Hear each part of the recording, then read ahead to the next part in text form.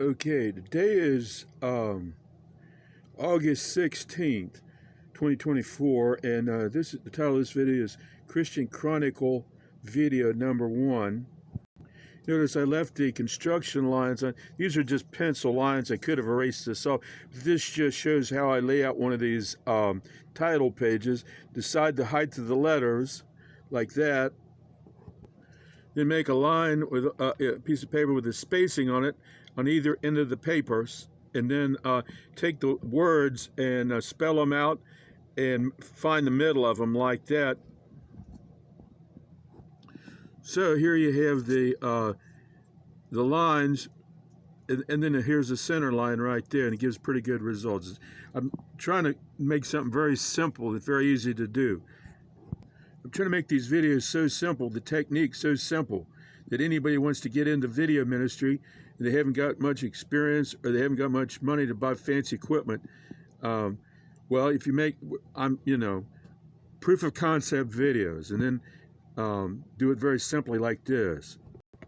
This is a format that I developed when I was a public school teacher, and it's SIPB-SBA. That stands for Subject, Importance, Possible Benefits, and Suggestions for Practical Application.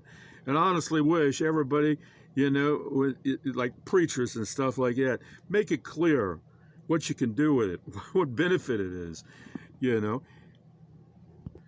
This is a printout of one of my web pages I had when I had my website, Wow-1, and this is like a tape recorder, and there's a record button, you see. If what you have to say is important, don't you want to be remembered?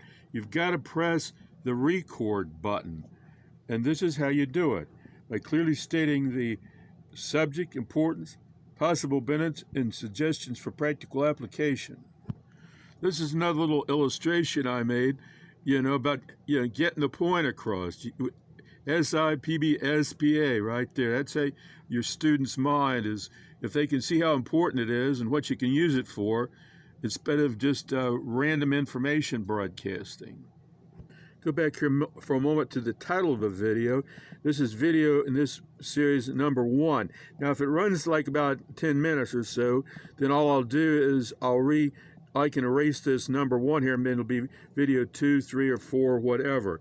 So when you run to the end of the video, just check to see if there's some subsequent videos in that series. First of all, I want to thank Linda for returning my phone call on this Monday. I guess that was August 12th. It took me a while to get this video out because it had a bunch of fires to put out, if you know what I'm talking about.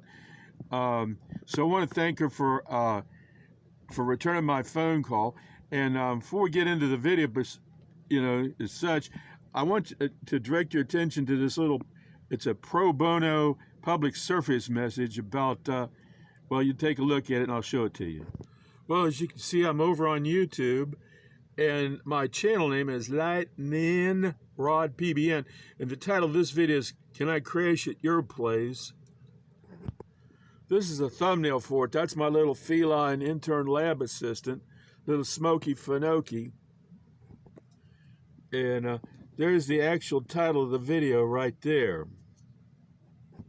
This is little Smokes when I met him. He was just out there on the sidewalk. He was, I'm hungry and I'm homeless. And so I took him in. It's the most wonderful thing. He's turned into such a little blessing. And you watch the video right there. Can I crash at your place? And I'm just putting a word to help all those little homeless, little furry folks, little puppy dogs and kitty cats. I hope you'll just take a few minutes there and watch this video, and hopefully that'll help to get these little animals a home. This is just a quick scan of the script for this video, and you'll notice I have these reference numbers on the side to help you when you scroll down.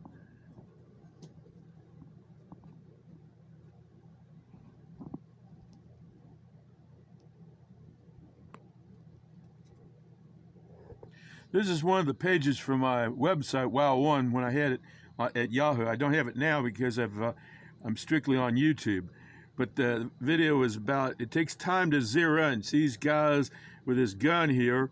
And you got the observer there. They take a shot Right here it says, take a shot, observe where it, just the aim, and so forth, like that. Got a guy observing here and adjusting it. So that's what I'm trying to do here. This is just a first shot on this video. And then if I get somebody I can get in contact with, I can come up with something more specific. But, Rolf, as I said, it takes time to zero in. Now, another concept, these are proof of concept vids. That's what POC stands for. And as an inventor, you're always looking for what's known as the preferred embodiment. To give you an example, the patent for an automobile, the Selden patent specified 4 wheels, internal combustion engine, and an articulated front axle where the wheels pivoted on the end of the axle, as opposed to a buggy where they pivoted in the middle. Now you think about all the cars that have been made that have 4 wheels, internal combustion engines, so forth, and there's a huge difference in the marketing success between a Ford Mustang and an Edsel. And yet, from a patent examiner's point of view, they're exactly the same thing. So that's why it's so important that you try to find the preferred embodiment.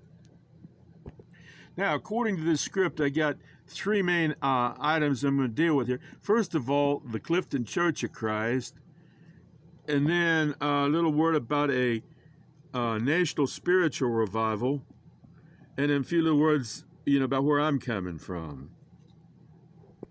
Okay, for folks here in the Cincinnati area, there are other Clifton Churches of Christ, but I'm talking about the one here in Cincinnati.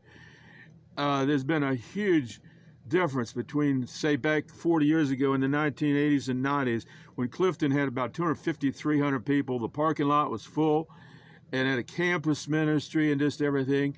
And matter of fact, we had an area-wide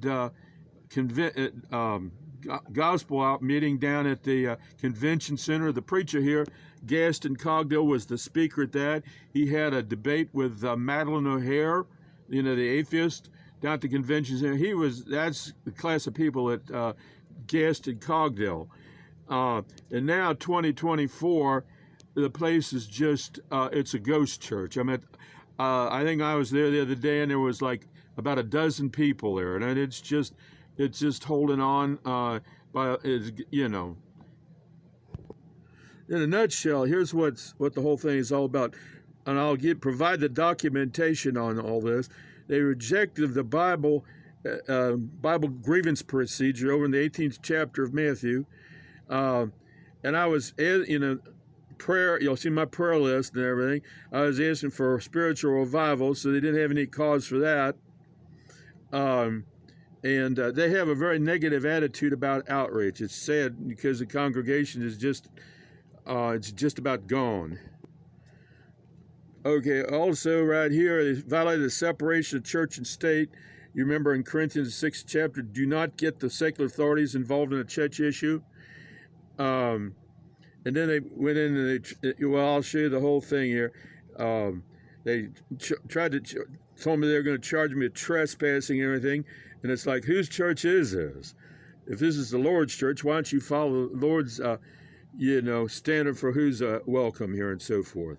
It just, you see the evidence and I'll show it to you.